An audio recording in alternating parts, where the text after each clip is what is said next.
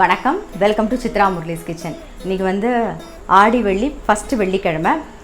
நான் வந்து இன்றைக்கி கொழக்கட்டை பண்ண போகிறேன். அதுதான் இன்றைக்கி நம்ம பார்க்க போகிறோம். மெயின் கொழக்கட்டை தான் பார்க்க போகிறோம். அதுக்கப்புறம் இன்றைக்கி என்ன சமையலுங்கிறத பார்க்க போகிறோம். நான் வந்து ஒரு சாம்பார், அப்புறம் பீன்ஸ் வந்து தேங்காய் போட்டால் கறி பண்ண போகிறேன். அவ்வளோதான்.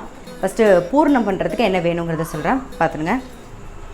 தேங்காய், துருவின தேங்காய் 2 கப்பு இருந்ததுன்னா 1 கப்பு வெல்லம். நான் துருவின தேங்காய் 2 கப்பு எடுத்திருக்கேன், 1 கப்பு வெல்லம். ஃபஸ்ட்டு வெல்லத்தை வந்து நம்ம கரையை விட்டுப்போம்.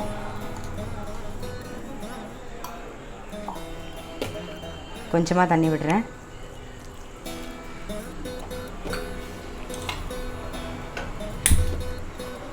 எல்லாம் கரைஞ்சின்னு இருக்கட்டும். அதுக்குள்ளே இந்த பக்கம் ஒரு ஒரு கடாய் வச்சுருக்கேன். அதில் வந்து கொஞ்சம் நெய் விட்டுப்போம். ஒரு ஸ்பூன் நெய் விடுங்க போதும்.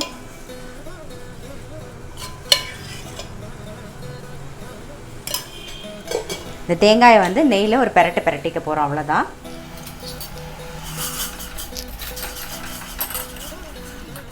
நெய் விட்டதுக்கப்புறம் தேங்காயை சேர்த்துடலாம். நெய்யில் ஒரு பிரட்டிக்கலாம்.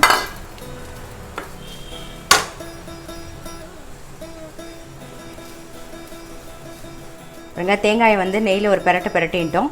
இதை வந்து தனியாக ஒரு பாத்திரத்தில் எடுத்து வச்சுருவோம். பாருங்கள், வெல்லமும் கரைஞ்செடுத்து நம்ம வந்து வடிகட்டிக்கலாம்.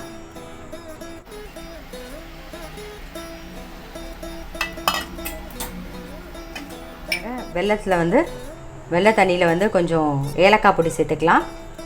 இது நல்லா கொதிக்கட்டும். இது நல்லா கொதித்து வரத்துக்குள்ளே நம்ம என்ன பண்ண போகிறோன்னா, இந்த பக்கம் சாம்பார் ரெடி பண்ணிக்கலாம். நான் இந்த பக்கம் ஒரு பாத்திரம் வச்சுருக்கேன். அதில் வந்து எண்ணெய் விட்டுக்கிறேன்.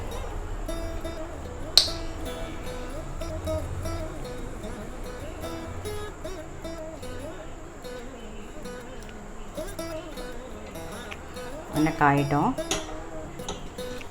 எண்ணெய் நல்லா காஞ்செடுத்து கடுகு, ஒரு 2 உளுத்தம்பருப்பு, 2 வெந்தயம்,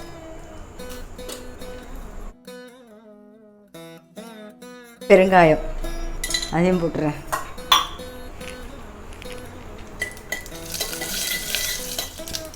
கொஞ்சம் கருவேப்பிலையும் குடமிளகாயும் போட்டுடலாம். கொஞ்சம் மஞ்சள் பொடி, ஒரு வதக்குவோம். குடமிளகா கொஞ்சம் வதங்கட்டும். அந்த குடமிளகா வதங்கிறதுக்குள்ளே அந்த பக்கம் பார்த்திங்கன்னா வெல்லம் நல்லா கொதிச்சுடுத்து. இந்த மாதிரி கொதிச்சா போதும். இப்போ வந்து நம்ம நெய்யில் வறுத்து வச்சுருக்கிற தேங்காயை சேர்த்துடலாம். இது நல்லா மிக்ஸ் பண்ணிவிடுங்க. நல்லா கொதித்து திக்காயிடும். சில பேர் வந்து சீக்கிரமாக திக்காகணும் அப்படின்னா நீங்கள் வந்து பொட்டுக்கடலை வேணும்னாலும் சேர்த்துக்கலாம். பட் அதெல்லாம் தேவைப்படாது. நீங்கள் இதிலேயே கொதித்து நல்லா சேர்ந்து வந்துடும். பாருங்க, குடமிளகாயும் வதங்கி எடுத்து புளி தண்ணி விட்டுடலாம். புளி தண்ணி விட்டுட்டு சாம்பார் பொடி வந்து ஒரு 3 ஸ்பூன் எடுத்து வச்சுருக்கேன், அதையும் ஆட் பண்ணிடுறேன். அப்புறம் உப்பு தேவையான அளவு. ஒரு கொதி வரட்டும். பாருங்கள், வெல்லம் தேங்காய் எல்லாம் சேர்ந்து நல்லா கொதித்து நல்லா சுருண்டு வந்துடுது. இப்போ வந்து நம்ம ஆஃப் பண்ணிவிடுவோம். ஆறட்டும். அதுக்குள்ளே இந்த பக்கம் பார்த்திங்கன்னா புளி தண்ணி நல்லா கொதிச்செடுத்து நம்ம வந்து பாருங்கள் பருப்பை சேர்த்துடலாம். பருப்பை ஏற்கனவே நான் வேக வச்சு ரெடியாக வச்சுருக்கேன்.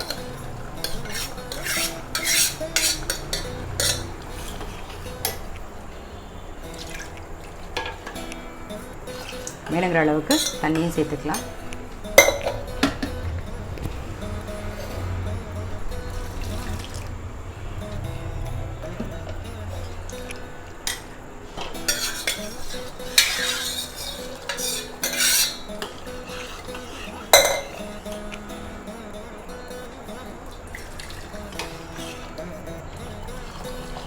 கொதிக்கட்டும். இது கொதிக்கட்டும். சாம்பார் கொதிச்சிடுத்து. மேலாக வந்து ஒரு ஸ்பூன் தனியா பொடியை தூவிட்டு ஒரு கொதி வந்ததுக்கப்புறம் ஆஃப் பண்ணிவிடுங்க. இட்லி, சாம்பார், சாதம் எல்லாத்துக்குமே நல்லாயிருக்கும். இப்போ தனியா பொடி போட்டிருக்கோம். ஒரு கொதி வரட்டும். பாருங்க, கொழக்கட்டைக்கு மேல் மாவு கலரணும் இல்லையா, அதுக்கு வந்து 1 கப்பு பச்சரிசியை வந்து நான் ஒரு மணி நேரம் ஊற வச்சு தண்ணியெல்லாம் வடிய விட்டு எடுத்து வச்சுருக்கேன். இதை வந்து நம்ம நைஸாக அரைச்சிக்கலாம்.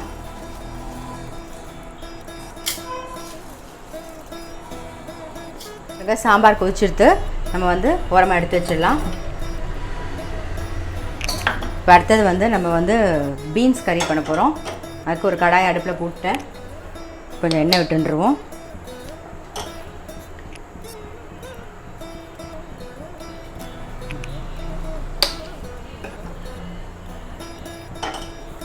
அதுக்கு வந்து ஆஸ் யூஷுவல் கடுகு, உளுத்தம்பருப்பு, சீரகம் தாளிக்க போகிறோம்.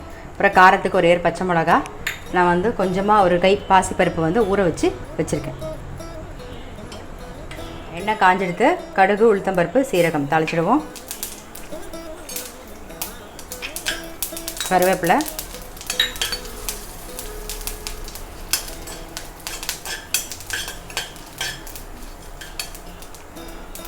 காரத்துக்கு ஒரு பச்சை மிளகா.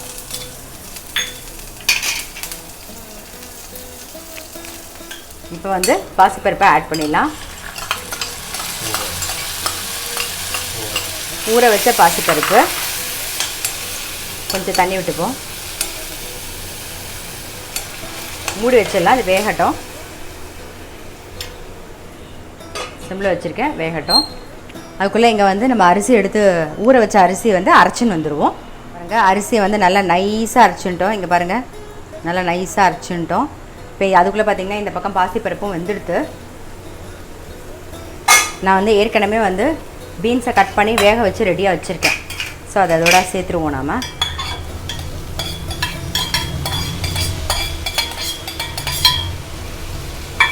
சேர்த்துட்டு தேவையான உப்பையும் சேர்த்துருவோம்.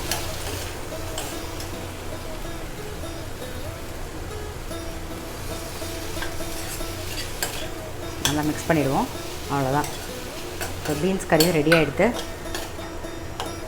தேங்காய் போட்டு அது மேலே கொஞ்சோண்டு பெருங்காயத்தை போட்டு அடுப்பை ஆஃப் பண்ண வேண்டியது தான். உப்பு மட்டும் நல்லா மிக்ஸ் பண்ணிவிடுங்க, அவ்வளோதான்.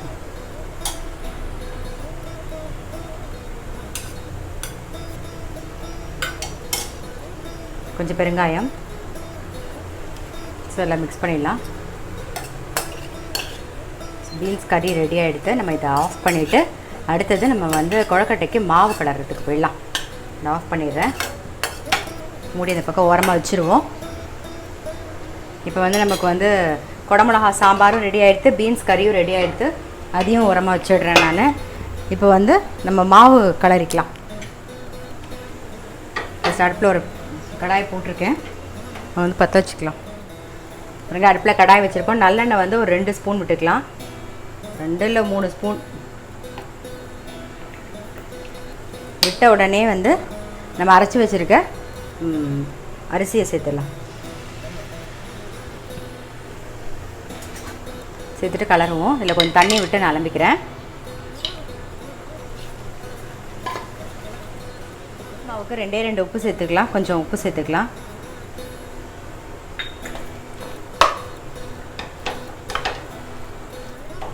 பாருங்கள், மாவு நல்லா சுருண்டு வந்துடுது. இது தெரியணுன்னா ஈரக்கையில் தண்ணியில் தொட்டுண்டு இப்படி தொட்டு பார்த்திங்கன்னா தெரியும். பாருங்கள், கையில் ஒட்டாமல் வரும். அதுதான் அதோட பதம். அவ்வளோதான். நம்ம வந்து ஆஃப் பண்ணிடலாம். இது வந்து ஒரு ஈர துணியை வந்து இந்த நான்ஸ்டிக் வந்து இது மாதிரி ஒன்று வாங்கி வச்சுட்டிங்கன்னா இந்த மாதிரி மாவு கலர்றதுக்கெலாம் சௌரியமாக இருக்கும். ஏன்னா ஒட்டாமல் வரும், ஈஸியாக இருக்கும். நமக்கு கோட்டிங்கும் போகாது. இதுக்கு மட்டும் வச்சுக்கோங்க. நான் எல்லாத்தையும் வடிச்சிட்டு இந்த துணியில் போட்டு வச்சிடுறேன். மூடி வச்சுருவோம். பாருங்க, நல்ல வெள்ளை துணியை வந்து இந்த மாதிரி ஈரம் பண்ணிட்டு பாருங்க, இந்த மாதிரி நல்லா உருட்டின்ட்டேன். அதில் போட்டு அப்படியே சுற்றி மூடி வச்சிடலாம். அவ்வளோதான், மூடி வச்சுருவோம். பாருங்க, பூர்ணமும் ஆறிடுத்து. நம்ம கையில் வந்து நெய்யை தடவிண்டு உருட்டி வச்சிடலாம் சின்ன சின்னதாக.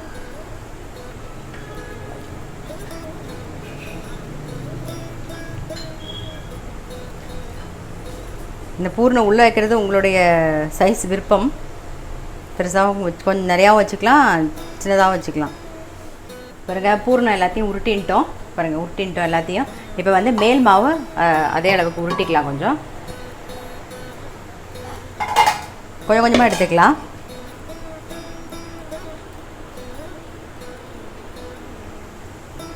நல்லா இழுத்து பிசைஞ்சுன்ட்டு அதுக்கப்புறமா உருட்டுங்க.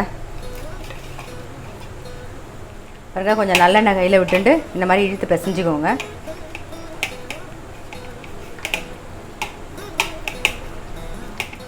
பாருங்கள், இதே மாதிரி ஒரே மாதிரி சைஸில் உருட்டிக்கலாம் நம்ம.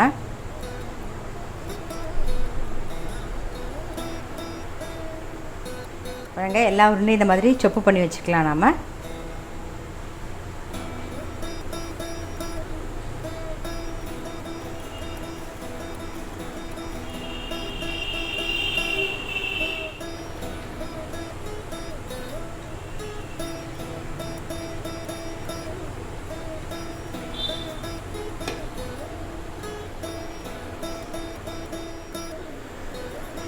சொப்புக்குள்ளே பூரணத்தை வச்சுட்டு அப்படியே மூடிடலாம். மோதகம் பண்ணிக்கலாம். அவ்வளோதான். இதே மாதிரி எல்லாத்தையுமே பண்ணிக்கலாம் நம்ம.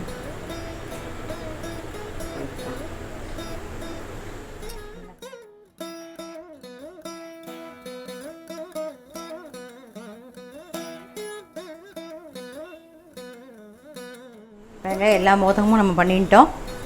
ஒரு 8லேருந்து 10 நிமிஷம் ஆவியில் வேக வச்சு எடுத்துடலாம்.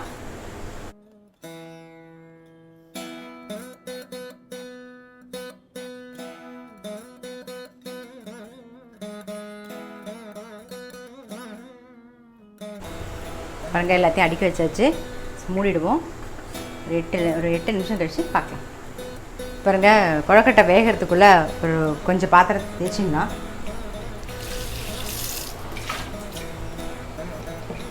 அப்புறம் முக்கியமாக இது எல்லோரும் கேட்டிருந்தீங்க, இது என்ன ஷாம்புவான்? இல்லை, இது வந்து அந்த பாட்டிலில் வந்து நான் என்ன பண்ணியிருக்கேன்னா விம் லிக்விடை வந்து கொஞ்சம் டைல்யூட் பண்ணி எடுத்து வச்சுட்டுருக்கேன்.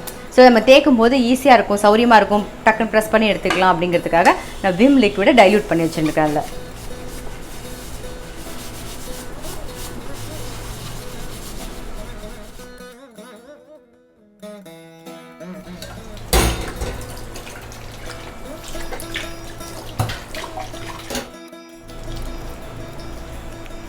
பாருங்க, வெந்துடுத்தான்னு பார்க்கலாம்.